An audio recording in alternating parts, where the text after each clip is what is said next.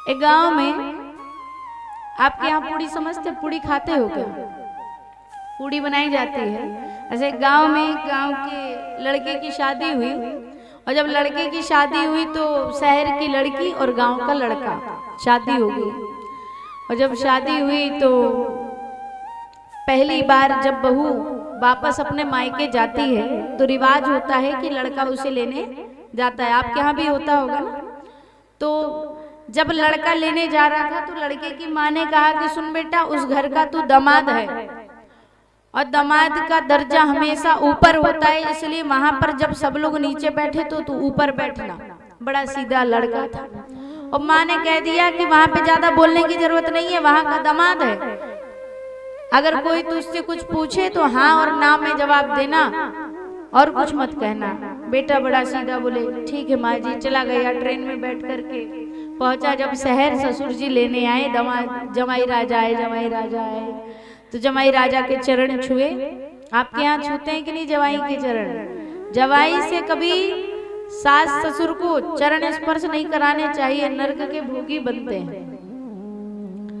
तो जमाई राजा गए तो चरण छुए और बोले कि जमाई राजा आप ट्रेन में बैठ करके आए तो कोई समस्या तो नहीं हुई?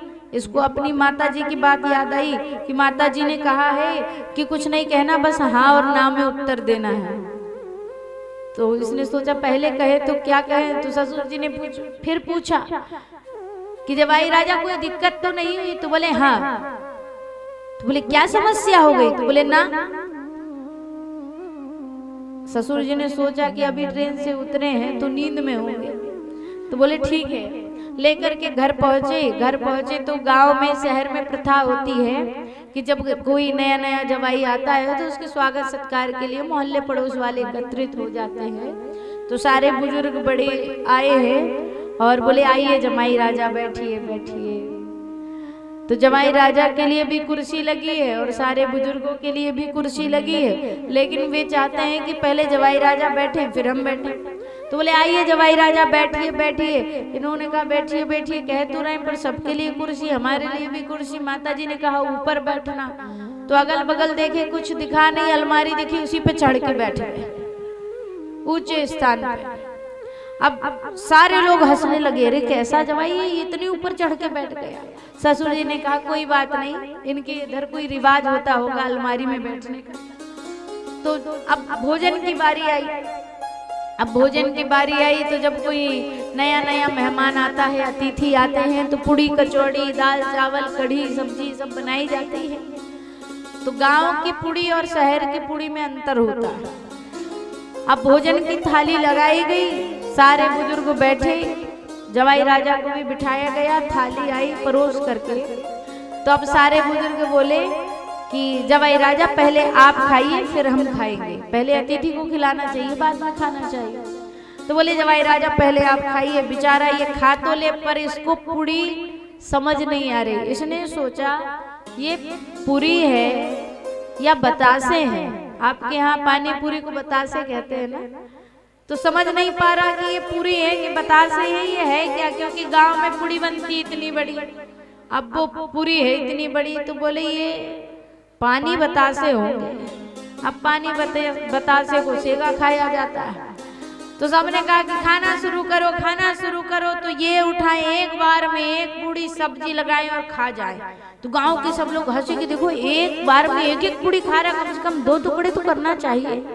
तो सब जब जोर जोर से हंसे तो पत्नी रसोई, घर में रसोई बना रही थी, झाँक करके देखा तो ये एक एक पूड़ी खाए सेगी सेगी।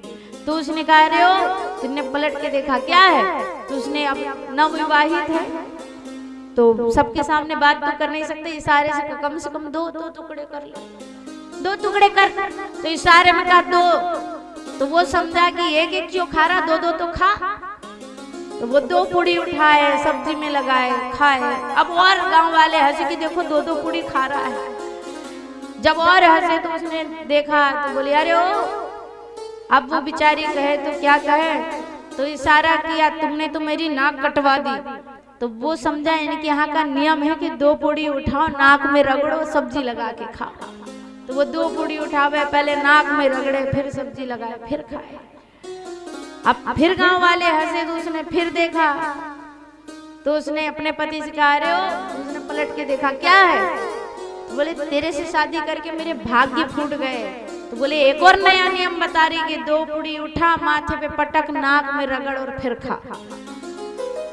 तो कई बार इतने सीधे लोग भी रहते हैं आपके गांव